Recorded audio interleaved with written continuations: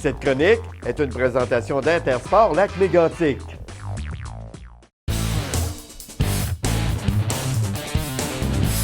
Aujourd'hui, je vais vous parler d'un sport qui est pas qui est de plus en plus populaire, mais qui l'a été beaucoup, qui a comme diminué avec le temps et qui est revenu populaire depuis peut-être les 5 à 6 dernières années. C'est le ski de fond. OK? Ski de fond que tout le monde faisait en famille. Dans le temps, c'était un sport très familial parce que c'est un sport qui n'est pas vraiment... comment je vous dirais? C'est un sport qui est accessible à bien des familles, à bien des gens. On a beaucoup de pistes de ski de fond et c'est un sport qui coûte pas cher à s'équiper. Quand on parle d'équipement de ski de fond, bien sûr, on parle du ski, on parle de la fixation, on parle des pôles ou les bâtons de ski de fond et les bottes. Et souvent, on peut s'équiper pour peut-être 250 $. Fait que c'est vraiment pas dispendieux, accessible à bien des familles. Aujourd'hui, je vais vous montrer un peu l'anatomie d'un ski de fond et comment bien choisir son ski de fond également. Des fois, ça peut être utile quand on va dans les boutiques de sport. On peut se faire une petite idée de comment ça peut coûter, mais en sachant déjà quel type de ski prendre, ça accélère les choses et ça peut être bien pour vous. Alors, de plus en plus, on vend des skis avec, comme dans le temps, on appelait ça des écailles. OK? En fait, c'est un anti-reculon qu'il y a dessus, qui se situe normalement du talon jusqu'à environ 30 cm devant le devant du pied. Ça avait déjà existé dans le temps, mais il était trop agressif. Ce qui arrivait, c'est que, oui, ça nous empêchait de reculer quand on faisait du ski de fond, mais ça nous empêchait également de bien descendre dans les côtes parce que c'était trop agressif. Ils ont beaucoup modifié les anti-reculons, OK, sur les skis en les mettant beaucoup moins agressifs, mais orientés dans les deux sens. Ce qui fait qu'on a quand même un bon frein pour pouvoir avancer. Ça fait drôle de dire un frein pour avancer, mais c'est ça, ça nous empêche de reculer. Mais également dans les côtes, aucune friction, donc on a une bonne descente. Ça nous permet également de ne pas cirer les skis, ce qui était vraiment un casse-tête pour les gens. Ce qui est arrivé, c'est que les gens avaient de la difficulté à choisir la bonne cire pour cirer le ski et ils abandonnaient le ski de fond à cause de ça. Et en plus, on est rendu tellement avec des changements de température, le climat n'est plus le même. On peut partir faire du ski à -2 et 1 heure plus tard, il fait +4. Là, il faut changer complètement toute la cire sur le ski, ce qui était vraiment un casse-tête. Et le monde se tannait. Donc, l'anti-recul, aucune cire à appliquer, sauf sur les deux extrémités, qu'on va mettre en termes de ski, un glider, qui est une cire pour permettre la glisse. Ça protège la base et ça vous permet de bien glisser quand vous êtes dans les côtes. Également, les fixations. Ça n'existe plus, les fixations à 3 trous.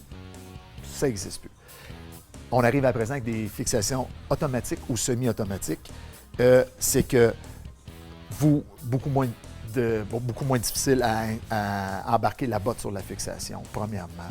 Au simple pression du pied sur la fixation, elle s'emboîte, elle reste là, beaucoup plus stable, parce que les bottes qu'on va utiliser avec un type de ski comme ça, on va utiliser une botte comme ça ici, qui vient s'emboîter ici dans le ski de fond.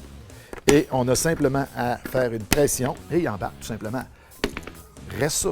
On a une bonne prise au niveau de la fixation. Donc, si on a à faire du chasse-neige ou des choses comme ça en descente, le pied ne tombera pas chaque barre du ski. Il va rester stable sur le ski. Bien meilleur. On peut beaucoup mieux manœuvrer le ski. Et aussi, l'effet de ressort qui amène le petit caoutchouc ici avant améliore la propulsion. La botte est plus haute, la botte est plus chaude. Donc, l'ensemble ici, c'est vraiment... ça ne se compare plus à ce qu'on avait dans le temps. OK? Plus de cirage, on a l'anti-reculon qui est là. Les bottes, beaucoup mieux. Elles sont mieux conçues, plus hautes, plus chaudes, avec plus de stabilité au niveau de la cheville, avec un effet de ressort, meilleure poussée. Tout ça fait que le ski de fond est devenu agréable. Comment choisir la longueur? Avant, on utilisait la règle du bras. À présent, ça n'existe plus. En fin de compte, le ski va être adapté selon votre poids. Et quand on choisit un ski de fond, souvent, l'écart de poids est écrit sur le ski. Si vous pesez 150 livres, le ski va être marqué selon la longueur, genre 135 à 160 livres, c'est le ski que ça vous prend. Votre poids est dans, on dirait, la braquette de grandeur. Donc, beaucoup plus facile à choisir. On a également, la pôle reste la même, c'est la même chose que c'était avant. La bonne hauteur, c'est la main vis-à-vis l'épaule. Si c'est trop long après ou partant en randonnée, si c'est trop long, on peut la couper et la descendre. Il n'y a pas de problème. On a des skis pour hommes, des skis hybrides qu'on appelle un peu genre hors-piste et pour la piste. Et également, on a des skis pour femmes, bien entendu. Le cosmétique va avec le vêtement pour femmes également.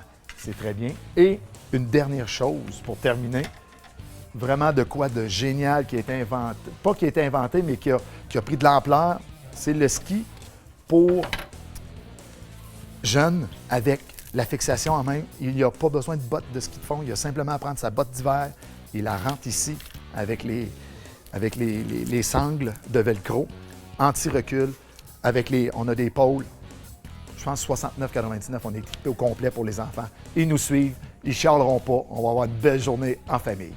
Merci beaucoup. Cette chronique est une présentation d'Intersport Lac-Mégantic.